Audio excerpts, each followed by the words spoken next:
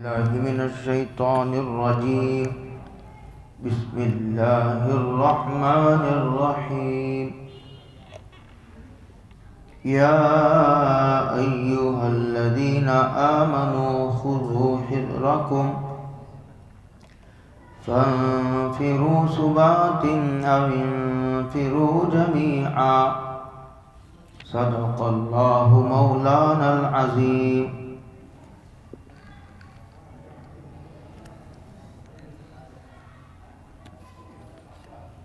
اے ایمان والو، خذوا حذرکم، اس میں جہاد کا ذکر ہے۔ جہاد ایک عظیم ترین عبادت ہے اور یہ عبادت قیامت تک جاری رہے گی۔ جہاد کی ضرورت کا منکر گمراہ ہے۔ حدیث پاک میں ہے، حضرت رسول اللہ صلی اللہ علیہ وسلم نے ارشاد فرمایا، الجہاد ماضٍ الی یوم القیامہ، جہاد قیامت تک جاری رہے گا۔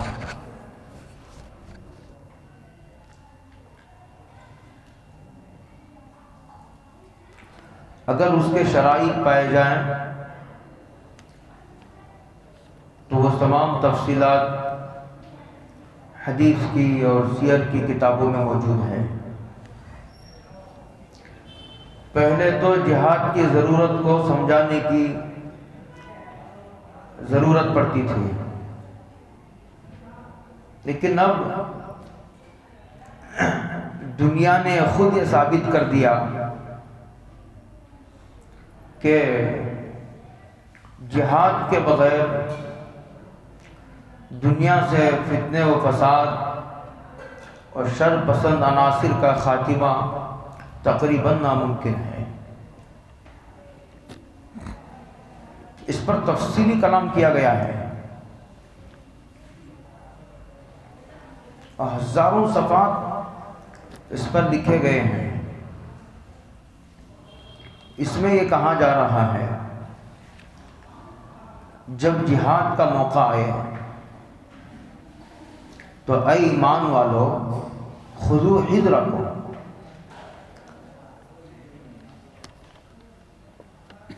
اسلام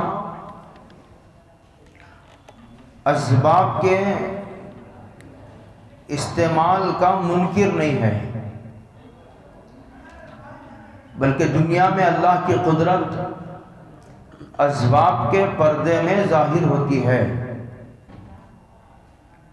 بشرطے کہ وہ سبب ناجائز و حرام نہ ہو۔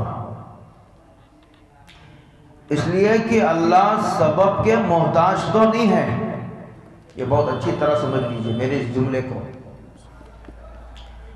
اللہ اپنی قدرت ظاہر کرنے کے لیے اسباب کے محتاج تو نہیں ہیں، ان اسباب کو ہماری تسلی کے لیے جاری فرمایا ہے۔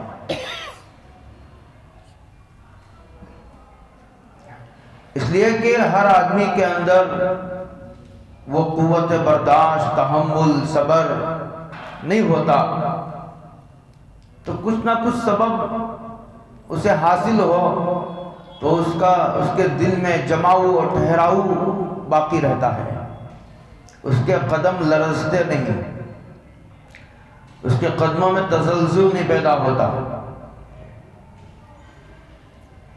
لیکن اللہ کی سنت یہ ہے کہ اللہ تعالیٰ کی قدرت اسباب کے پس پردہ ان اسباب کے پیچھے ظاہر ہوتی ہے، نظر تو نہیں آتی، لیکن نظر نہ آنے والی قوت ہی سب کچھ کرتی ہے۔ یہ اسلام کا بالکل بنیادی بیسک مرکزی عقیدہ ہے۔ دو چیزوں کو اسلام منع کرتا ہے، یہ ناجائز اسباب کو اختیار کرنا اسلام اس کا قائل نہیں۔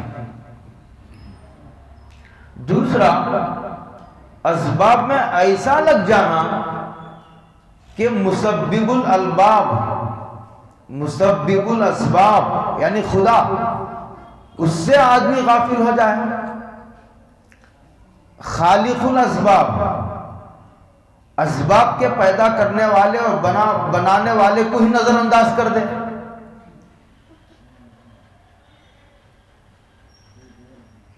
اس کو اسلام منع کرتا ہے، اس کو کہتے ہیں انہماک فی الاسباب۔ اسباب کا اختیار کرنا، استعمال کرنا غلط نہیں، اسباب میں انہماک کرنا اور اس میں آدمی اسباب ہی کو نفع نقصان کا مالک سمجھنا، یہ غلط بات ہے۔ تو یہاں ایک حکم دیا جا رہا ہے، یہ اسی قبیل کا ہے۔ کہتے ہیں ایمان والو خذوا حذرکم، تم اپنے ہتھیار لے لو۔ جب جنگ کا موقع ہو تو بغیر اسباب کے، بغیر ہتھیار کے نہتے میدان جنگ میں نہ جاؤ۔ اگر ہتھیار دستیاب ہوں، موجود ہوں تو لے لو، ان کا انتظام کر لو۔ اسباب کا انتظام کرنا توکل کے خلاف نہیں ہے، بلکہ قرآن خود حکم دے رہا ہے۔ ایک صحابی حضرت رسول اللہ صلی اللہ علیہ وسلم کی خدمت بابرکت میں حاضر ہوئے۔ انہوں نے کہا کہ اللہ کے رسول، ان کو باندھ کر اللہ پر بھروسہ کروں یا کھلے مہار چھوڑ کر؟ تو انہوں نے فرمایا پہلے باندھو پھر اللہ کی ذات پر بھروسہ کرو۔ بعض روایتوں میں آتا ہے کہ ازواج مطہرات کو سرکار دو عالم صلی اللہ علیہ وسلم پورے سال کا نفقہ ایک ہی بار دے دیا کرتے تھے۔ یہ کیا ہے؟ خذوا حذرکم، ہتھیار لے لو اپنی حفاظت کے لیے۔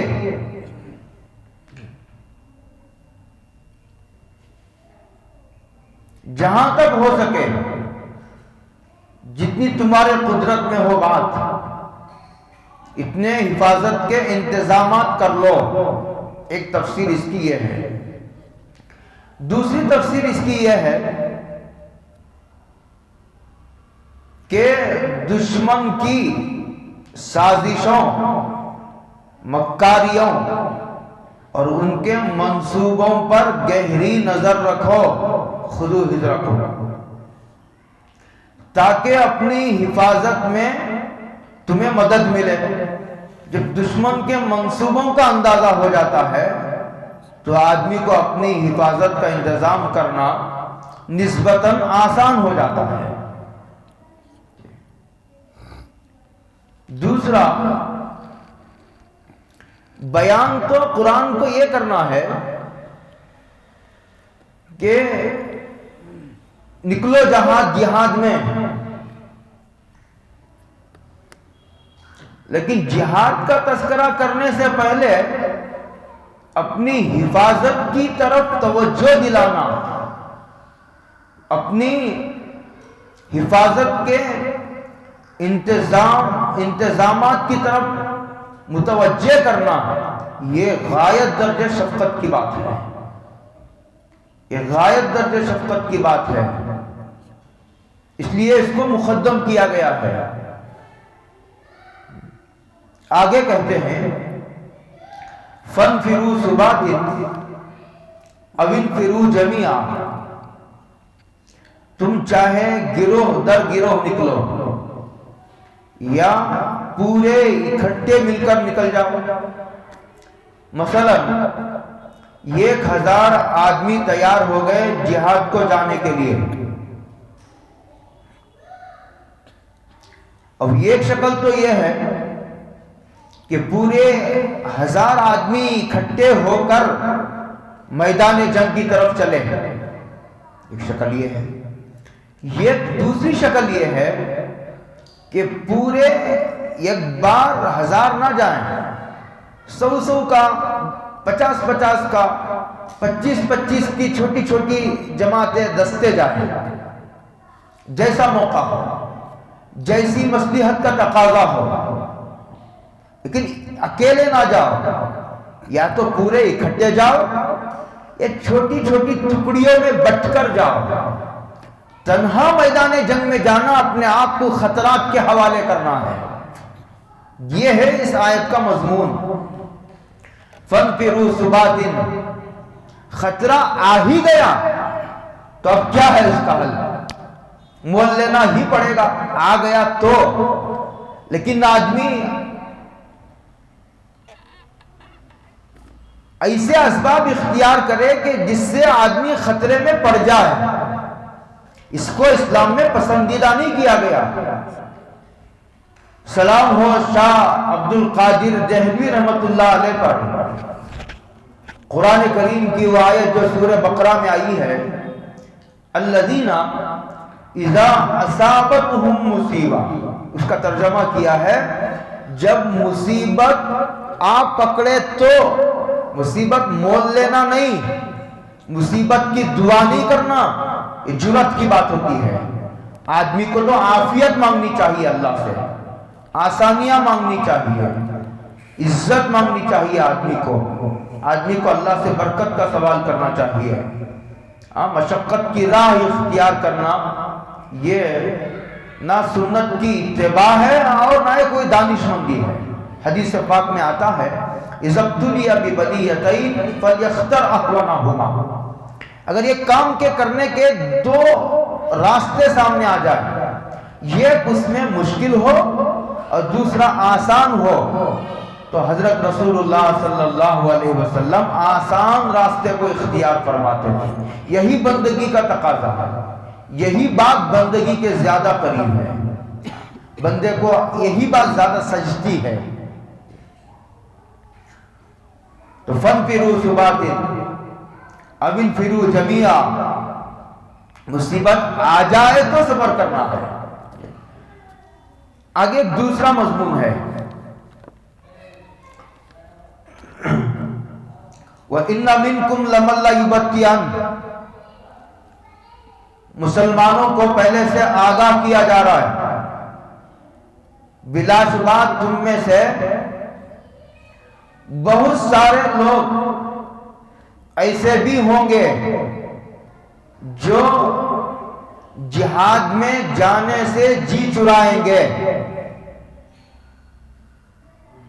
پیچھے ہٹیں گے، ضرور دیر کریں گے، دیر لگائیں گے، تمہیں ڈسٹرب کرنے کی کوشش کریں گے اور بوجھ محسوس کریں گے۔ دونوں تفسیریں ہیں اس کی، لَمَن لَّيُبَطِّئَنَّ کی دونوں تفسیریں ہیں۔ دیر لگائیں گے، بھائی آدمی دیر کر رہا ہے، چلو، اس کا معلوم ہوتا ہے کہ اس کا آنے کا ارادہ نہیں ہے۔ جہاد میں آنے والا کئی دن پہلے سے تیار رہتا ہے، تیاریاں کرتا ہے، معلوم ہوتا ہے کہ اس کا ارادہ نہیں ہے۔ دوسرا، یہ تم میں سے بعض لوگ وہ ہیں جو جہاد کو بوجھ محسوس کرتے ہیں۔ یہ ٹکڑا منافقین کے بارے میں ہے، اس لیے کہ مسلمانوں کی جماعتوں میں منافقین بھی رلے ملے رہتے تھے۔ کوئی منافق کے پیشانی پر لکھا ہوا تو نہیں ہوتا تھا، جیسے دجال کی پیشانی پر لکھا ہوا رہے گا، کا فا را لکھا ہوا رہے گا، اس طرح منافق کے پیشانی پر تو نہیں لکھا ہوا ہوگا۔ علامتوں سے بہت اچھی طرح پہچانا جا سکتا ہے منافقین کو، پہلے بھی اب بھی علامتیں بیان کر دی ہیں۔ قرآن کریم میں کافروں کا ذکر کم ہے، منافقوں کا زیادہ ہے۔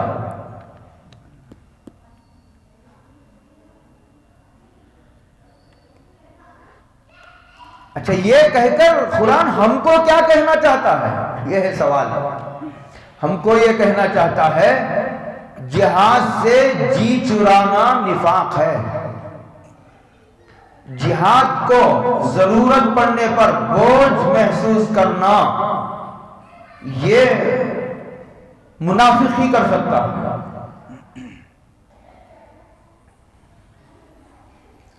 جہاد کا جب اعلان ہو جائے، امیر المومنین اعلان کر دے، تو اس وقت جہاد میں نکلنے میں دیر لگانا یہ منافق ہی کر سکتا ہے، یہ نفاق کی پیداوار ہے۔ اس کا مطلب یہ ہے کہ اس کے دل میں نفاق کے جراثیم پنپ رہے ہیں۔ کتنی واضح علامت ہے نا؟ اب اسے ہر آدمی اپنے اوپر لے کر سوچے۔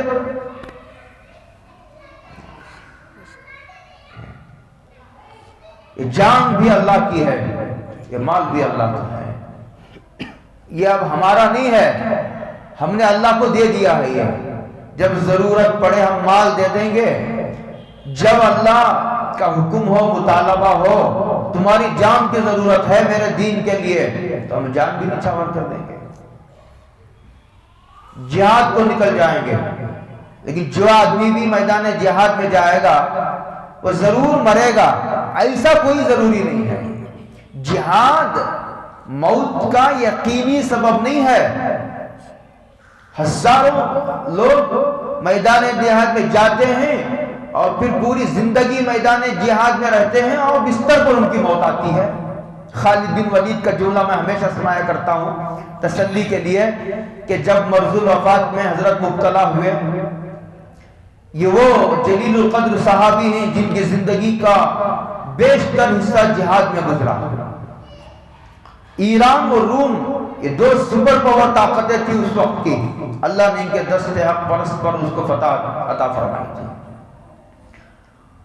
صحابہ ان کی عیادت کے لیے تشریف لے جاتے مرض الوفات میں، تو صحابہ کو دیکھ کر روتے تھے اور یہ کہتے تھے کیسے بڑے بڑے میدان میں نے مارے ہیں، میں سپہ سالار رہا، بڑی بڑی جنگوں کا میں سپہ سالار رہا، لیکن آج اونٹ کی طرح اپنی موت کا انتظار کر رہا ہوں۔ اور اس کے بعد اٹھ کر بیٹھ گئے اور یہ فرمایا کہ دنیا کے بزدل کو میرا یہ پیغام پہنچا دو کہ کوئی آدمی زندگی سے زیادہ جی نہیں سکتا اور موت سے پہلے مر نہیں سکتا۔ اگر جہاد سے جی چرایا تو اس کی عمر زیادہ ہونے والی نہیں ہے، اگر موت آ چکی تو گھر میں مرے گا، نہیں آئی موت کا وقت ابھی نہیں آیا مقدر، جو وقت مقدر ہے تو جہاد میں جا کر بھی موت نہیں آئے گی، تو تم میں سے بعض لوگ دیر لگائیں گے، یعنی منافقین۔ آگے کہتے ہیں اللہ فَإِنْ أَصَابَتْكُمْ مُصِيبَةٌ، اگر تم کو مصیبت پہنچی یعنی شکست ہو گئی، شکست ہو گئی، تو وہ منافق کیا کہے گا؟ انعم اللہ علیہ اذ لم اکن معہم شہیدا، اچھا ہوا میں جہاد میں نہیں گیا، اللہ نے میرے اوپر انعام فرمایا، اگر میں جاتا میں بھی مر جاتا۔ جہاد میں نہ جانے کو وہ اللہ کا فضل اور انعام تصور کر رہا ہے، جہاد سے محرومی کو انعام سے تعبیر کرنا یہ بھی منافقین کا شیوا ہے۔ اچھا وہ میں بچ گیا، اس کا مطلب جہاد کو موت کا یقینی سبب گرداننا، سمجھنا، یہ بھی نفاق کی علامت ہے۔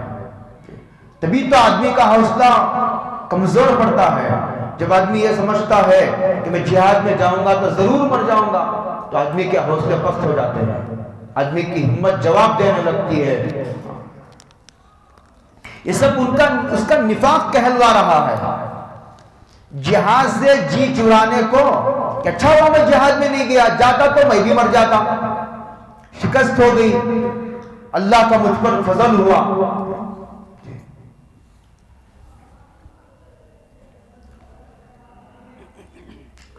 وَلَئِنْ أَصَابَكُمْ فَضْلٌ مِّنَ اللَّهِ، اگر تم کو یعنی مسلمانوں کو فضل من اللہ، اللہ کا فضل آ پہنچے، فضل اللہ کا یعنی فتح ہو جائے، اللہ جہاد میں فتح عطا فرمائے، کافروں پر غلبہ عطا فرمائے۔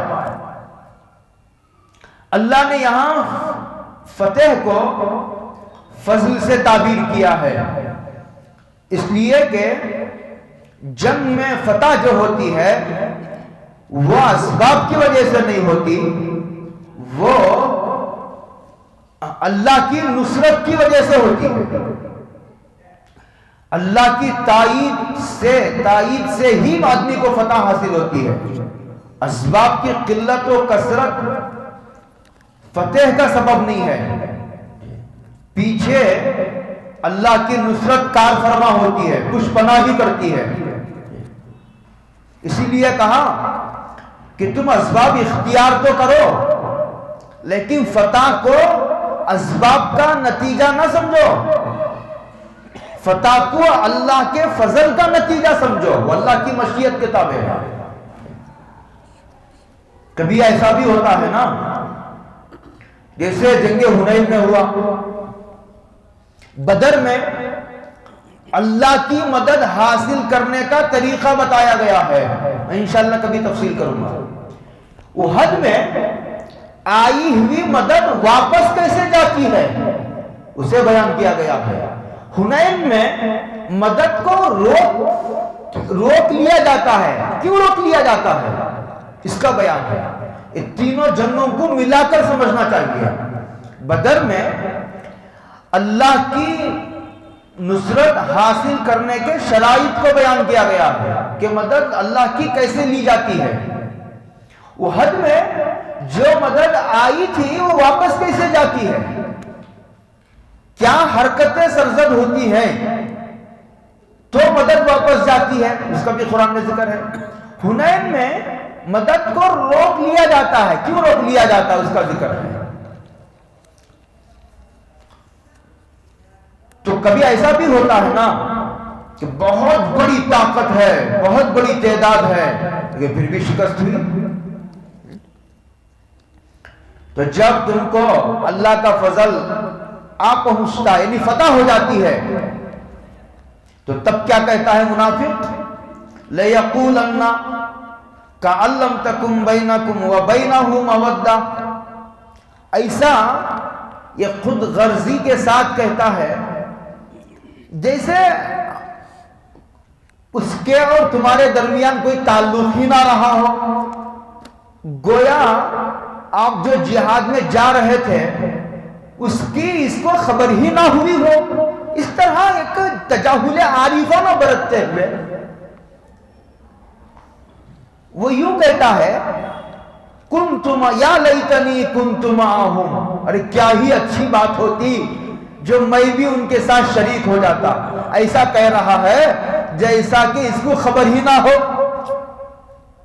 جبکہ اس کو بھی خبر کی گئی تھی، اس کو بھی بلایا گیا تھا، اس کو بھی اطلاع دی گئی تھی، یہ اعلان اس کے سامنے ہوا تھا، لیکن اس نے اپنے موت کے ڈر سے جی چرایا تھا، اپنے بیوی بچوں کے کاروبار کے ڈر سے، زندگی کی محبت نے اسے جی چرانے پر اکسایا تھا۔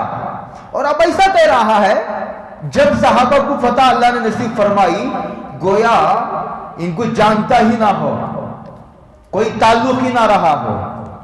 فافوز فوزا عظیما، کیا یہ اچھا ہوتا میں ان کے ساتھ شریک ہوتا اور فوز عظیم میں بھی حاصل کرتا، یہ کہے گا۔ شکست ہو تو وہ کہے گا اچھا ہوا میں نہیں گیا، اور فتح ہوگی تو کہے گا اے کاش میں بھی شریک ہوتا۔ صاحب تم کو شریک ہونے سے کس نے روکا تھا؟ کس نے تمہارے پاؤں میں بیڑیاں ڈال دی تھی؟ تم نے خود اپنے اختیار سے جی چرایا تھا، تم کو کسی نے مجبور تو نہیں کیا تھا۔ یہ بھی منافق کی علامت ہے کہ مسلمانوں کی خوشی کے موقع پر خوش نہیں ہوتا، منافق افسوس کرنے بیٹھ جاتا ہے۔ بہت غور سے سنیے اس بات کو آپ، ایک ایک علامت قرآن کی ایسی ہے، ایسا دیکھتے جائیے اور فٹ کرتے جائیے، دیکھتے جائیے اور فٹ کرتے جائیے۔ اسی لیے میں کہا کرتا ہوں آئینے کی طرح، اگر مجھے بھی آپ اختیار دے دے، اگر یہ حکومت کا سربراہ بنا دے، تو ایک ایک آدمی کو نام کے ساتھ میں کہہ دوں گا کہ یہ منافق ہے۔ قرآن اتنا کھل کر واضح طور پر سیل مار دیا ہے کہ یہ منافق ہے۔ اگر کسی کی آنکھیں ہوں، کوئی شبہ نہیں۔ اس کو خوش ہونا چاہیے تھا نا کہ مسلمانوں کو فتح ہوئی، میں شریک نہیں ہوا، لیکن مسلمانوں کی خوشی میں خوشی کا اظہار کرنا چاہیے تھا۔ خوشی کا اظہار کرنے کے جو ہے بجائے افسوس کرنے کے لیے بیٹھ گیا۔ فافوز فوزا عظیما۔ آگے اللہ کہتے ہیں، حکم دیتے ہیں، فَلْيُقَاتِلْ فِي سَبِيلِ اللَّهِ، اللہ کے راستے میں جہاد کرو، یہ حکم ہے۔ کبھی جہاد دفاعی ہوتا ہے، دفاعی یعنی ہم نے پہل نہیں کی، انہوں نے حملہ کر دیا، اب ایک آدمی پر حملہ کیا گیا تو ظاہر بات ہے کہ عقل کا بھی یہی تقاضا ہے، شرع کا بھی یہی تقاضا ہے کہ دفاع کیا جائے۔ کبھی کبھی جہاد اقدامی بھی ہوتا ہے، آگے بڑھ کر کے خود جہاد کیا جاتا ہے۔ اگر پتہ چل جائے، جسے سرکار کو پتہ چلا تھا کہ ابو سفیان ملک شام سے ہتھیار لے کر کے جا رہا ہے مکے کو، اس لیے کہ پورے حجاز میں ہتھیار بنانے کا کوئی کارخانہ نہیں تھا، ملک شام سے برآمد ہوتے تھے ہتھیار، وہاں سے آتے تھے بن کر۔ تو سرکار آگے بڑھ کر کے اس قافلے کا تعاقب کیا تھا سرکار نے۔ اس کے علاوہ اور بھی نظیریں آپ کو مل جائیں گی۔ اگر آپ کو یقینی ذرائع سے یہ معلوم ہو جائے کہ اس اسکول کے پیچھے بہت بڑی جمعیت آپ پر رات میں حملہ کرنے کے لیے جمع ہے، تو آپ کی عقل کیا کہتی ہے؟ آپ کی عقل یہی کہتی ہے ان کے حملہ کرنے سے پہلے ہم خود حملہ کر دیں گے۔ اس کو کہتے ہیں اقدامی جہاد۔ اس پر بھی علماء نے تفصیل سے کلام فرمایا، ابھی اس کا موقع نہیں ہے۔ قرآن کہتا ہے اللہ کے راستے میں فلیقاتل، جہاد کرو، جنگ کرو، یقاتل کن سے؟ الذین یشرون الحیات الدنیا بالآخرہ، ان لوگوں سے جنہوں نے آخرت کے مقابلے میں دنیاوی زندگی کو اختیار کیا ہوا ہے، انہوں نے ترجیح دے رکھی ہے کہ ہم تو دنیا کے لیے ہے، جہاں آخرت و آخرت کس نے دیکھا ہے صاحب؟ کہاں کی قبر، کہاں کا عذاب، کہاں کی آخرت، کہاں کی جنت، کہاں کی دوزخ؟ یہ سب دل بہلائی کی باتیں ہیں۔ یہ کہہ کر کے انہوں نے فانی اور عارضی دنیا کو، آخرت ہمیشہ باقی رہنے والی دنیا، آخرت کے مقابلے میں دنیا کو انہوں نے ترجیح دی ہے۔ ایسے یعنی کافروں، منافقوں سے قتال کرو۔ یہ رعب بات سمجھ لیجئے، یہ کافر وہ ہے جو گھر میں بیٹھا ہوا ہے، یہ نہیں کہ گھر میں گھس گھس کے مارو۔ بہت اچھی طرح سمجھ لو، غلط فہمی نہ رہے آپ حضرات کو۔ بھائی لڑنے کے لیے ایک فوج میدان میں آ گئی ہے، جو گھروں میں عورتیں ہیں، بوڑھے ہیں، بچے ہیں، بیٹھے ہوئے ہیں، عبادت گاہوں میں جو لوگ عبادت کر رہے ہیں، مذہبی ذمہ دار ہیں، مشائخ ہیں، علماء ہیں، زاہدین ہیں، ان کو جا کر قتل کرو۔ یہ نہیں، بہت اچھی طرح سمجھ لیجیے اس مسئلے کو، جو لوگ تمہارے مقابلے میں جہاد میں آئے ہوئے ہیں ان کو قتل کرو۔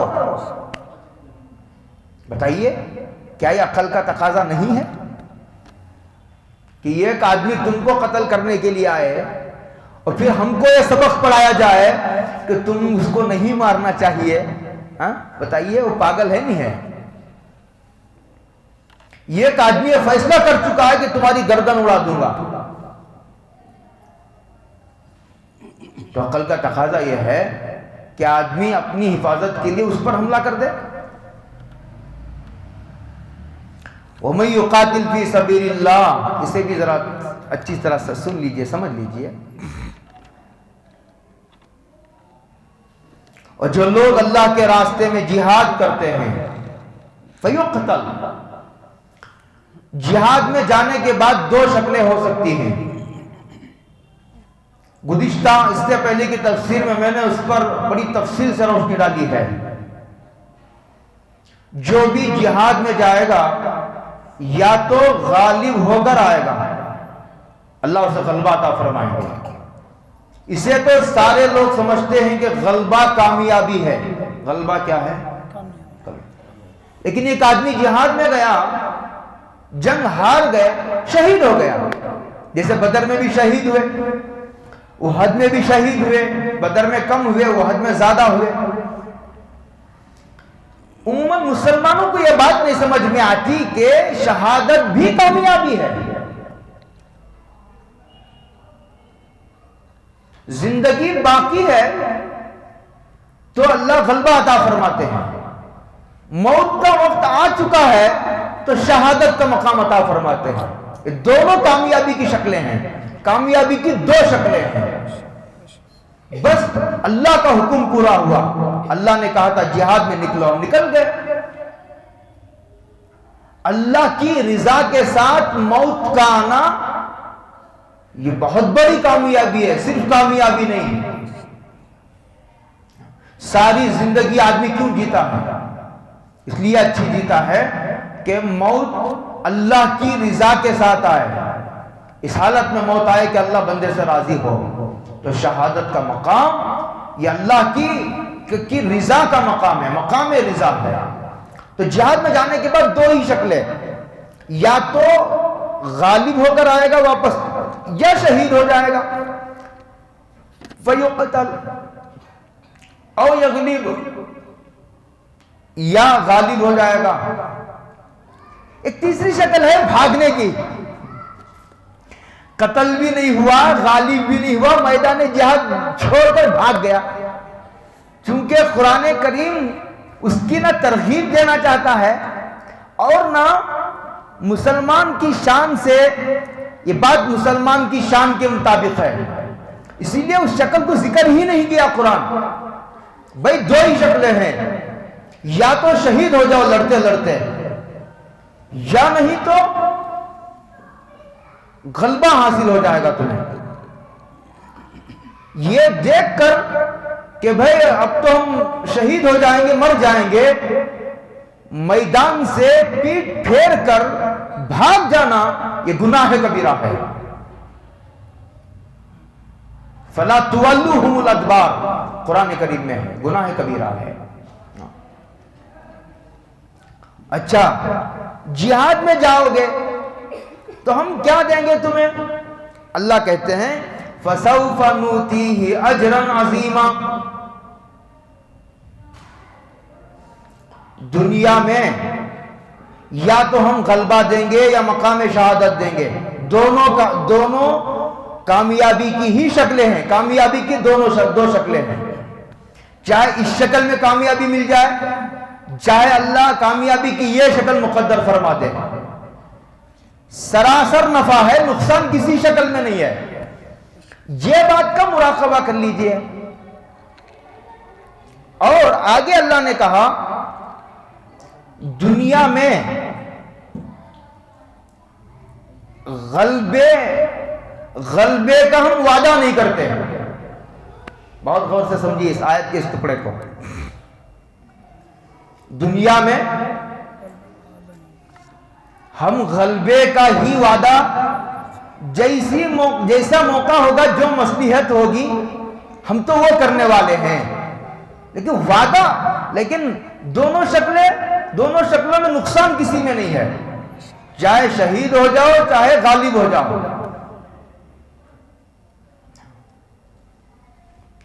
لیکن آخرت میں جب تم آؤ گے ہمارے پاس تو اللہ کہتے ہیں فسوف نؤتیہ اجرا عظیما، دنیا کا نفع نہ عظیم ہے اور نہ دنیا میں اجر دینے کا وعدہ ہے، سمجھے؟ لیکن آخرت کا اجر عظیم بھی ہے اور اللہ نے اس کو اجرن سے تعبیر کیا ہے۔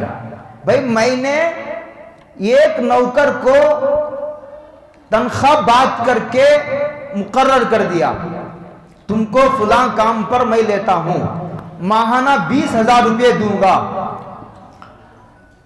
اب 20,000 روپے مہینہ مکمل ہونے پر دینا میرے اوپر واجب ہے، اسی کو کہتے ہیں اجرت۔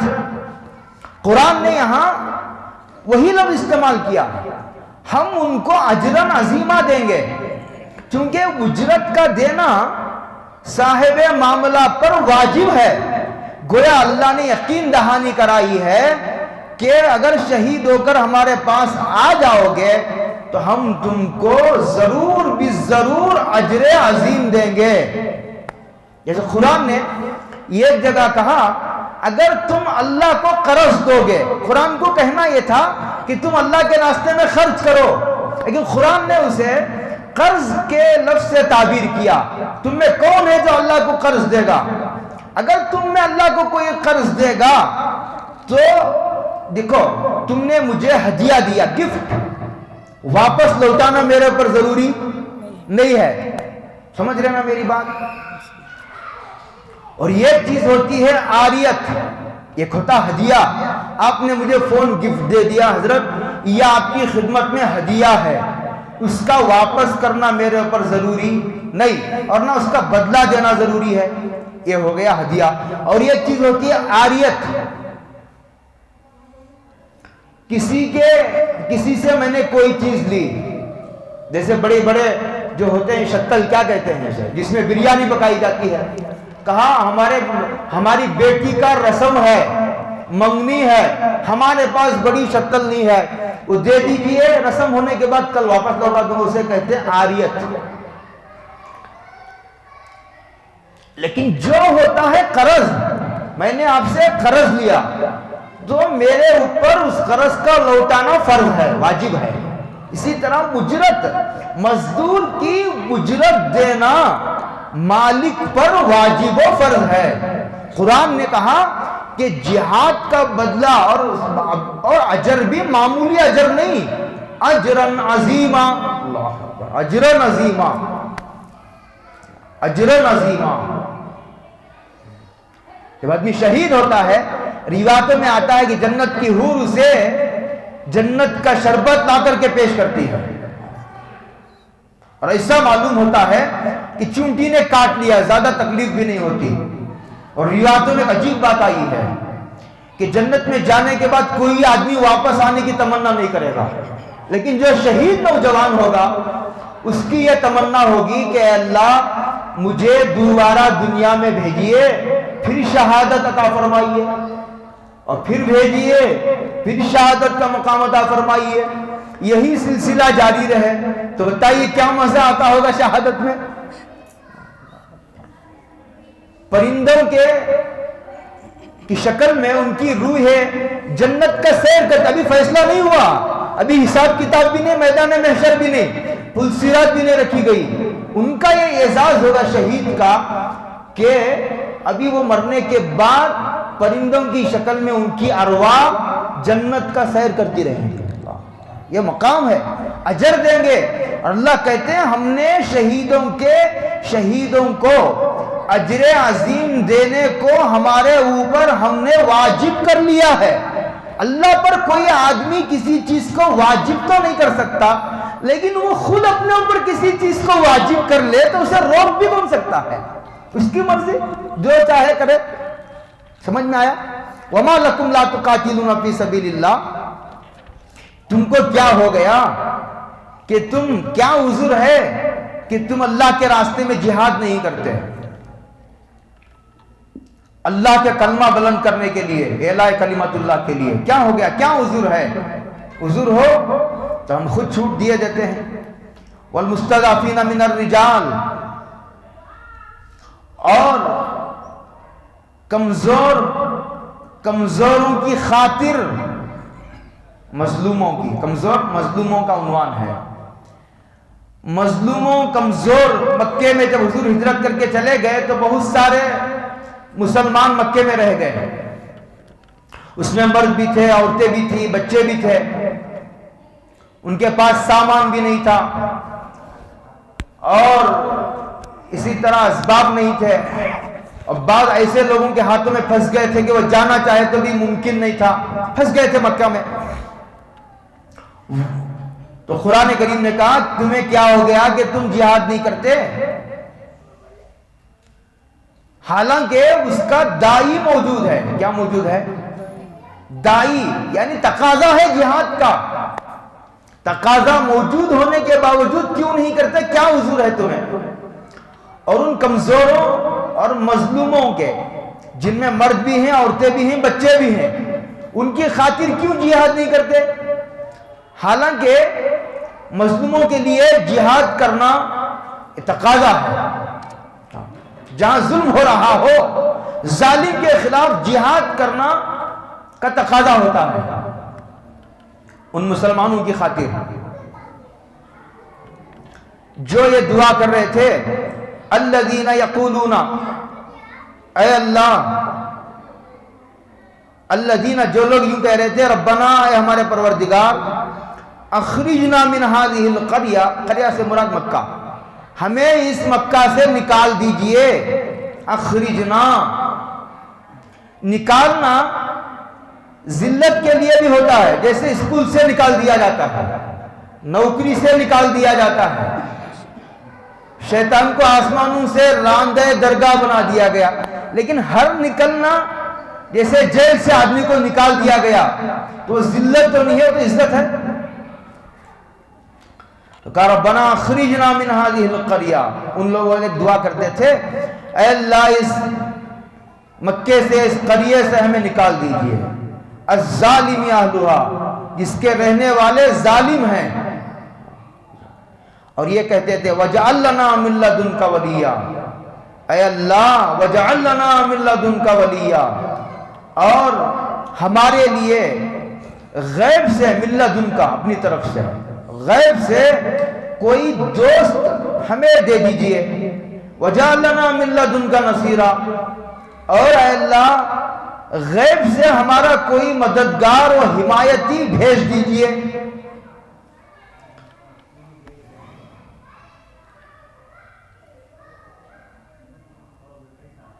ایسا بھی تو ہو سکتا تھا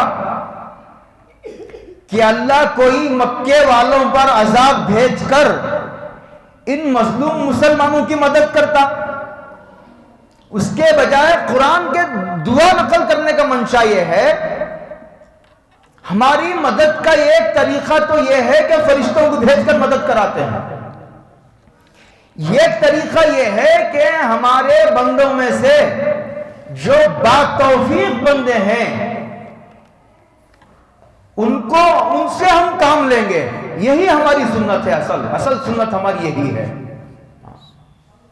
ہم ان کی مدد کر کے رہیں گے۔ مکے والوں میں، مکے میں جو مسلمان پھنس گئے، تقاضا بھی موجود ہے، بہت غور سے، اور آیت کا مضمون یہ بتا رہا ہے کہ اللہ کی مدد کا وعدہ بھی ہے، جہاد کا تقاضا بھی ہے، مدد کا وعدہ بھی ہے، اس کے باوجود تمہیں عذر کیا ہے جہاد نہ کرنے کا؟ یہ ہے آیت کا مضمون۔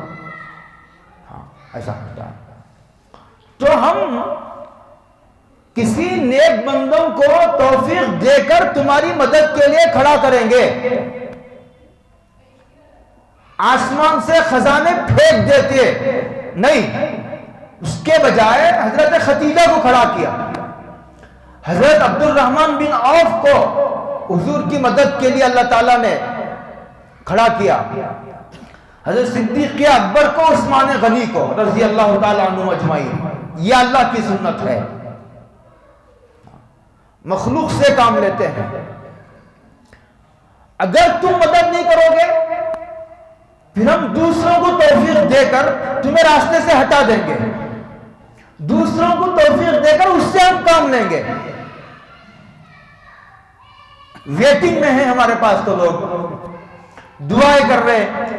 اگر تم نے اپنی ذمہ داری کو نہیں نبھایا تو تم کو راستے سے ہٹا دیں گے, دوسرے لوگوں کو توفیق دے کر ہم ان سے کام لیں گے.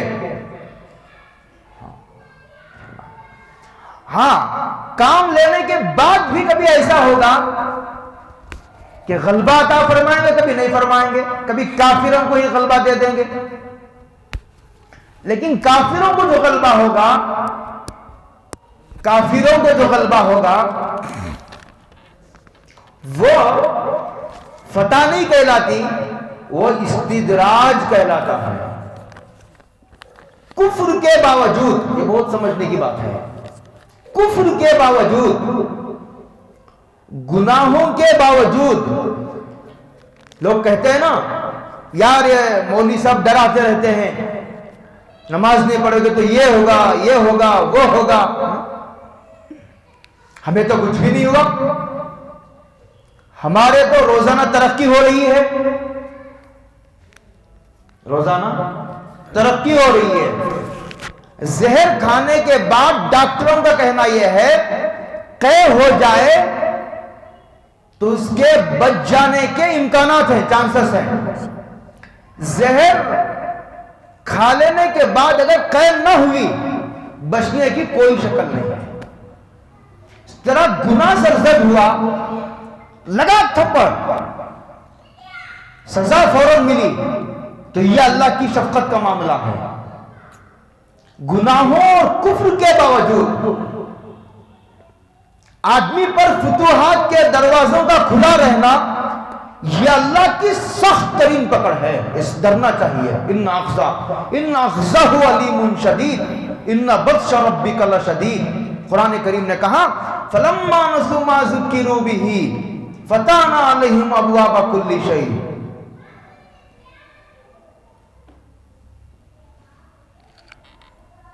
فلما نسوا ما ذکروا به, جب انہوں نے نافرمانی پر اصرار کیا, ہماری نصیحتوں کو بھلا دیا, اڑے رہے, نافرمانی پر اڑے رہے. نافرمانی پر جمنا ثابت قدمی نہیں کہلاتا, ضد ہے وہ, اڑنا. نیکیوں پر اگر کوئی آدمی جم جاتا ہے اسے کہتے ہیں ثابت قدمی ہے, استقامت کہتے ہیں اسے. اگر کوئی ضد کرتا ہے کہتے ہیں اڑ گیا, ضدی ہے.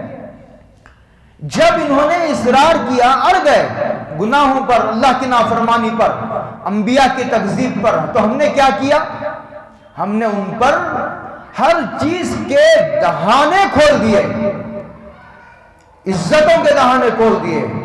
ہم نے مال کی فراوانی کر دی, حکومتیں ان کے ہاتھ میں دے دی. تو انہوں نے یہ سمجھ لیا اگر اللہ ہم سے ناراض ہوتا تو حکومت کیوں دیتا, اگر اللہ ہم سے ناراض ہوتا تو مال و دولت کیوں دیتا, اللہ اگر ہم سے ناراض ہوتا اس طرح اللہ تعالیٰ ہم کو عزت کیوں دیتا. اس دھوکے میں پڑ گئے. اسی کو کہتے ہیں استدراج.